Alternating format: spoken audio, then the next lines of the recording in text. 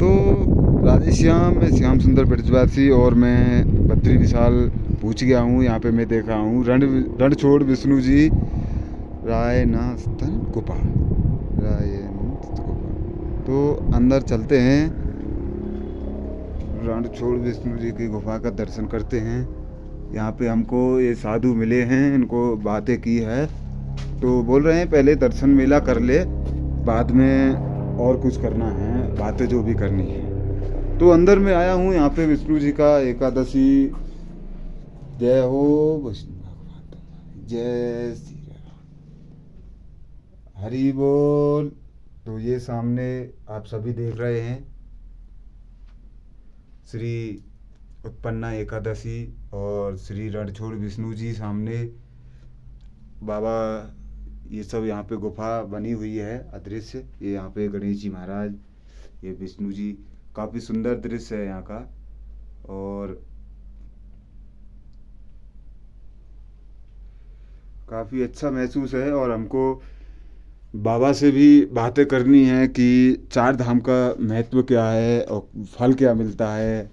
तो इन चीज़ों के बारे में भी आज मुझे जानना होगा, क्योंकि मेरा चौथा धाम संपूर्ण होने वाला है और हम चल रहे हैं बाबा के पास।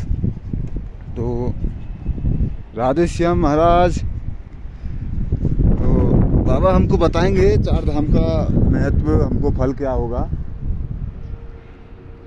पहले जिस स्थान में बैठे इसका बता रहा है। इसका नाम रणछोड़ विष्णु उत्पन्ना एकादशी है। अच्छा, रणछोड़। अब एकादशी को सारे देवता भी करें, हाँ, और मानव की तो बातें क्या। तो ये है क्या कारण है कि सब तिथियों में बड़ी है।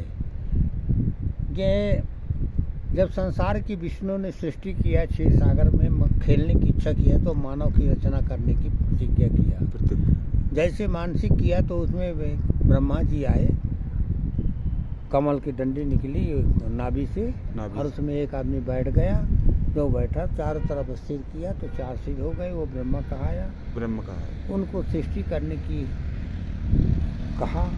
वो कमल की डंडी से नीचे जावे, ऊपर आवे, लेकिन 100 वर्ष बीत गया, उसको कुछ पता नहीं कि मैं कौन हूँ। तब उसको पता ऐसे आभास आवे, तप तप तप तप का आभास आया। उस समय उसी में तपस्या करते हुए वो मानसिक रूप में 4 बच्चे पैदा किया, जिसका नाम सनत, सनंदन, सनत, सनत कुमार हुआ। पिताजी आज्ञा बोले कि संसार की रचना करो। रचना करने चल दिए। संसार में नारद मिल गए। नारद बालकों को बहका गया कि तो ब्रह्मा के होकर के संसार तुमने देखा है? कहे नहीं। तो कैसे रचना करेगा? तो बहका दिया। तुम ही बताओ गुरु जी क्या करो? कहे तपस्या करो। तो आज तक वो 5 वर्ष के बालक बद्री का आश्रम में रह रहे हैं, 32 साल में, और यहाँ घूम रहे हैं। ब्रह्मा को पता चला तो नारद जी को श्राप दे दिया कि उठाई घड़ी से तू कहीं नहीं ठहरेगा। वो स्वीकार कर लिया।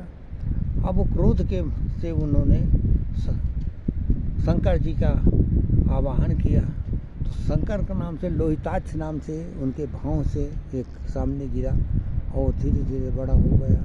वो कहा पिताजी आज्ञा करो। कहा कि संसार की रचना करो।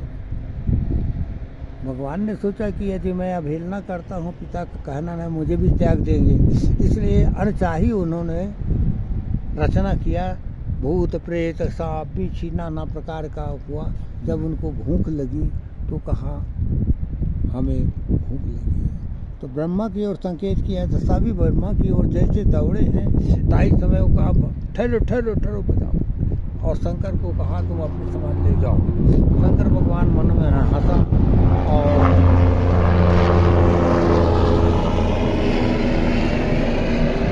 और तुरंत ही सब अपने समाज को लेके कैलाश आ गया। वहाँ तपस्या करने लगा।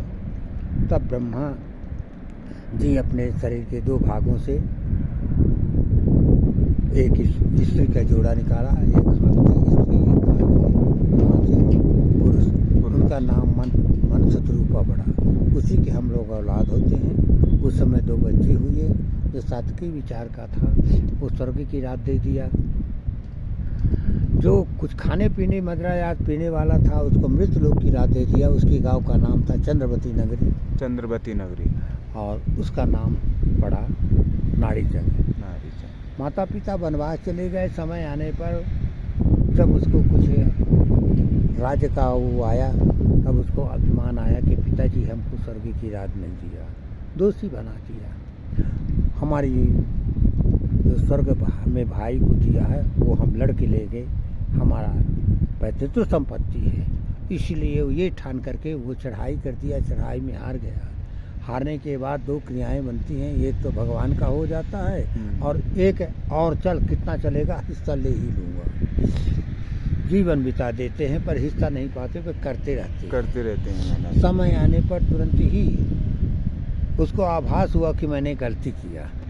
भाई का भेलना, पिता का भी अवहेलना और भगवान का भी हुआ। इसीलिए भगवान के सन्निध गया और रोने लगा और कहा था, प्रभु मुझे स्वर्ग की राज नहीं मिली और ना मिलेगी, और ये मनुष्य देही दोबारा मिलना कठिन है, क्योंकि दुर्लभो देही देही नाम क्षण भंगुरा तथापि मन्ने वैकुंठो तब दर्शन आता।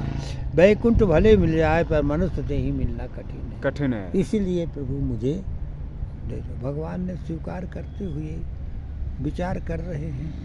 बहुत दिन बीत गया, रोता गाता रहा।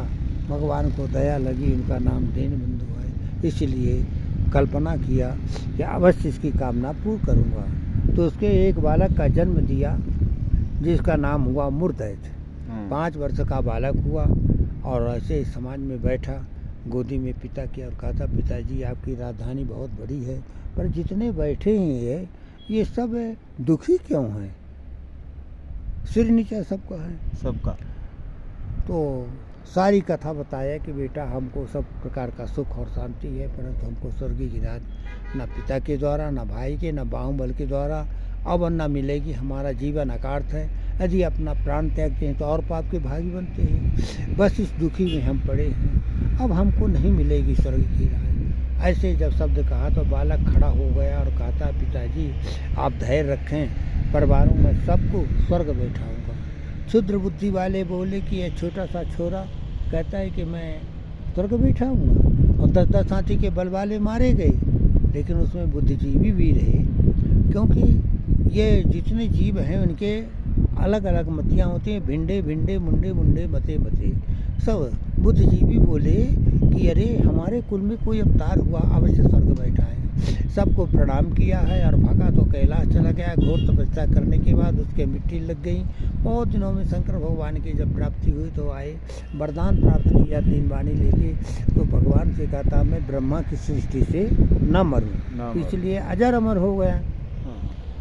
अधेय होकर के अपने यहाँ आया है चंद्रवती नगरी में। तभी कोलाहल मच गया कि अरे हम तो सोचे थे कि छोटा सा बालक के बाद चीज़ें खा गए होंगे। लेकिन भगवान तो शरण में जो कोई जाता है कभी उसको कुछ नहीं होता, गोदी में बैठाता है और उसको कामना पूर्ण करके घर में लौटाता है। ये प्रभु की लीला है। अब हम जो ये 4 धाम की यात्रा और भारत भ्रमण यात्रा नहीं होगा मेरे को, चाहे कितने दुष्टे मिल जाएं, अच्छा तेरा बाल बाका नहीं हो तो घर ही लौटाएगा। जय भोलेनाथ।